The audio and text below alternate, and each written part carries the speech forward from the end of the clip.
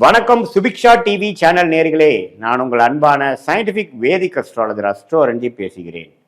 நல்லது நினைப்போம், நல்லதே நடக்கும். இந்த வீடியோவில் நம்ம என்ன பார்க்க போறோம்னா, கன்னி ராசிக்காரர்களுக்கு ஜூலை 2026 அந்த மாதம் எத்தகைய ஒரு மாதமாக பலாபலன்கள் நிறைந்த ஒரு மாதமாக இருக்க போகுதுங்கிறது சயின்டிபிக் வேதிக் அஸ்ட்ராலஜி முறையில் எதையும் மிகைப்படுத்தாமல் உள்ளது உள்ளவாறு பரிகாரங்கள் அது மாதிரி மூட நம்பிக்கையெல்லாம் போகாமல் ஒரு கிரகமும் இந்த இடத்துல இருக்கும் பொழுது அந்த ராசிக்கு எந்த ஒரு தாக்கத்தை கொடுக்க போகிறார், வாழ்க்கையில எது மாற ஒரு சம்பவங்கள் நமக்கு முன்னாடி உருவெடுத்து நிற்க போகிறது, எது மாற ஒரு கர்ம பலன் நமக்கு செயல்பட போகிறதுங்கிறது கன்னி ராசிக்காரர்களுக்கு ஜூலை மாதம் 2026 எப்படி இருக்க போகுதுங்கிறது துல்லியமாக சயின்டிபிக்கா நம்ம பார்க்க போறோம். இப்ப பாருங்க, ராசி அதிபதியாகிய புதனே பாத்தீங்கன்னா 10ஆம் இடத்துல இருக்கிறது அருமை.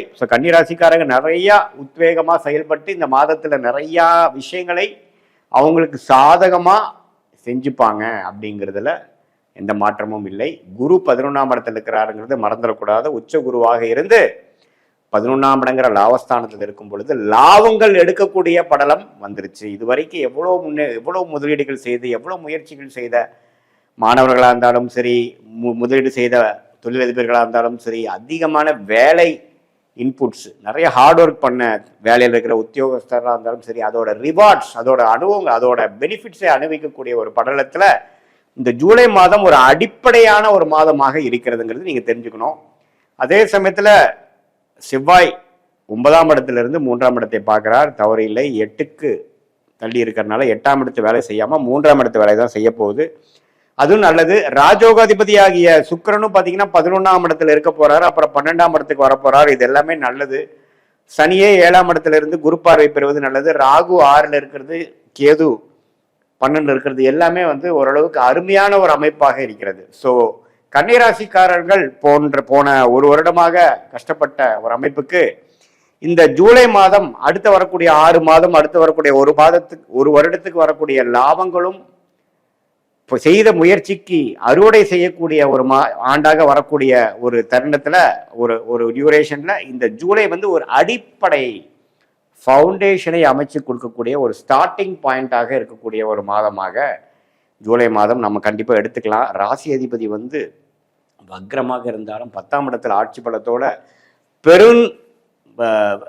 4 வாரத்தில் ஆல்மோஸ்ட் 3 வாரம் அப்படி இருக்கிறது நல்லது. அதுவும் பார்த்தீங்கன்னா முதல் வாரம் 11ஆம் இடத்துல இருந்து குருவோட சேர்ந்திருக்கிறது நம்ம நல்லது. ஸோ பல விஷயங்கள், பல முயற்சிகள் நீங்கள் செய்திருக்கலாம்.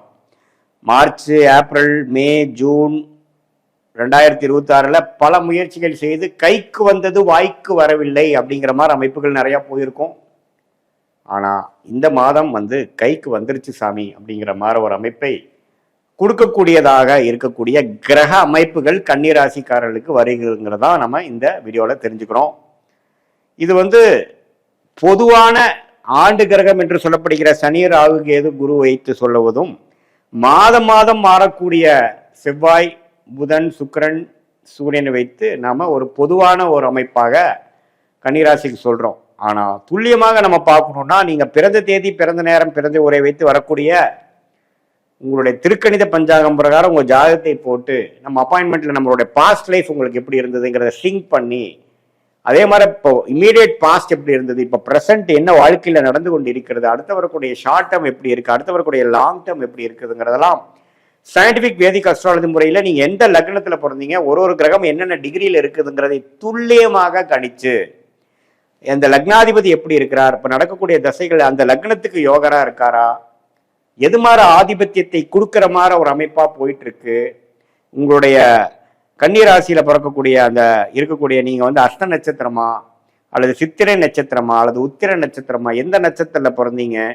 அந்த கிரக அமைப்புகள் எப்படி உங்க ஜாதகத்துல இருக்கு, ஸ்தானபலம், திக்பலம் எப்படி இருக்கு, எந்த கிரகம் யோகமான அமைப்புல இருக்கு, எந்த கிரகத்துல இருக்கக்கூடிய துறையில நீங்க போனீங்கன்னா விசேஷமா ஜெயிக்க முடியும், எளிதா ஜெயிக்க முடியும், எந்த நேரத்தில் நமக்கு நல்ல நேரம் வருது அப்படிங்கிறதெல்லாம் நம்ம சயின்டிபிக் வேதிக் அஸ்ட்ராலஜி முறையில் துல்லியமான முறையில் நம்ம பார்த்து எந்தவித மூட நம்பிக்கைகள், பரிகாரங்கள், அது மாதிரி விஷயத்துக்குள்ளெல்லாம் நம்ம போய் நம்மளுடைய நேரத்தை வீணாக்காமல் நம்ம கர்மா எப்படி செயல்படுது, நமக்கு பாஸ்ட் ஒத்து வருதா, இப்போ ப்ரெசன்ட் எப்படி இருக்கு, நம்மளுடைய சாய்ஸஸ் நமக்கு முன்னாடி என்ன இருக்கு, அதில் எந்த சாய்ஸ் எடுக்கிறது நமக்கு கரெக்டாக வருது, இது பாஸ்டோட செக் பண்ணிக்கலாம். நம்ம ஆக்சுவலாக நம்மளுடைய சயின்டிஃபிக் விதிக்கு வந்து கரெக்டாக ஒர்க் ஆகுதா, இப்படியெல்லாம் நம்ம பார்த்து அதுக்கு தகுந்த மாதிரி நீங்கள் வாழ்க்கையில் நீங்கள் எடுக்கக்கூடிய முடிவுகளை எடுத்து அதுக்கு தகுந்த மாதிரி டைம் லைன்ஸ், எந்தெந்த நேரத்தில் எது செய்ய முடியும், எந்த நேரத்தில் வேலையை மாற்றலாம், எந்த நேரத்தில் நெக்ஸ்ட் உயர்வு நமக்கு கிடைக்கும், எந்த நேரத்தில் நம்ம உள்நாட்டுக்கு போகலாம், எந்த நேரத்துக்கு வெளிநாடு வாய்ப்புகள் இருக்குது, எந்த நேரத்தில் நமக்கு